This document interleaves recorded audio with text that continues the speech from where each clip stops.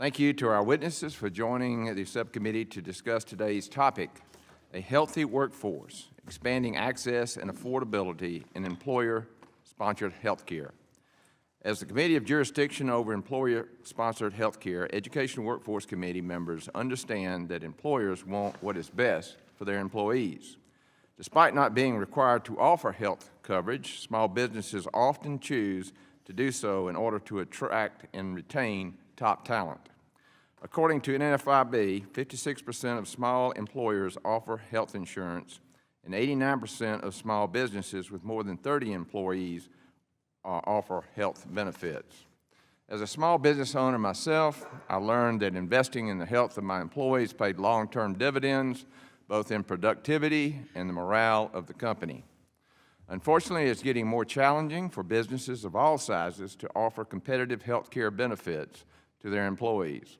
I have often said that competition is the only way to bring down cost.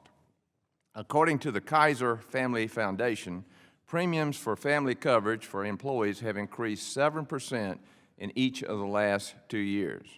Rising costs have a disproportionate impact on small businesses as they are less able to absorb the impacts of rising health care costs. 94% of small employers find it challenging to manage the cost of their health plans, and 98% believe that the cost of their health plans will become unsustainable within this decade. The Biden-Harris administration's inflationary agenda, intent on tying the hands of employers with costly and burdensome regulations, contributed to the health care cost challenges that small businesses face today.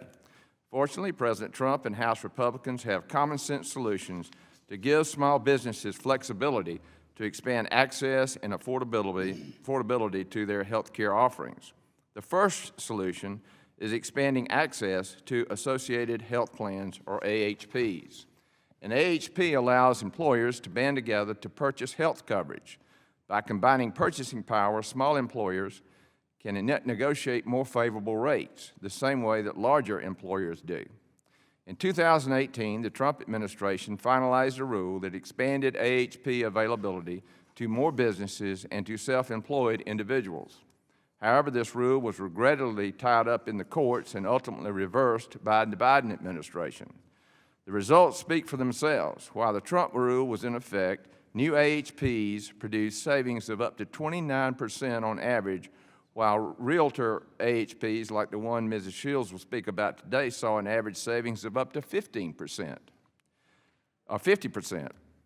Congress should ensure that AHPs are a viable option for small businesses and self-employed individuals for years to come, which is why it's important for Congress to pass Chairman Walberg's Association Health Plans Act. Businesses of all sizes can use stop-loss or reinsurance to insulate themselves from unexpected high medical claims.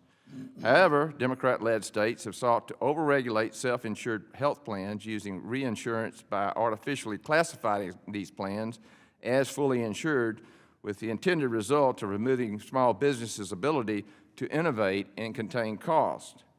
Dr. Under's Self-Insurance Protection Act would clarify that self-insured plans with reinsurance are still self-insured health plans. As we hear in testimony today, the COVID-19 pandemic created an opportunity for small businesses to innovate by expanding telehealth coverage options. Chairman Walberg's Telehealth Benefit Expansion for Workers Act would return to employers this important tool used to expand coverage options and lower cost. Employers have also innovated by participating in direct contracts with providers, removing middlemen and bureaucracy, and allowing employers to customize their coverage options to meet their employees' health care needs. This hearing will examine expanding businesses' ability to use innovative coverage models like direct contracts. Lastly, this committee, on a bipartisan basis, has historically held ERISA preemption of state insurance law to be fundamentally important. ERISA preemption has allowed self-insured health plans the flexibility to design their plans in a way that works best for over 50 years. We look forward to closely working with the Department of Labor to defend ERISA preemption. I am hopeful that our Democratic colleagues will work with us to give businesses more options, more flexibility, and more opportunities to offer high-quality, affordable coverage to their employees. I thank the subcommittee members for joining this important discussion, and I look forward to our witnesses' expert testimony.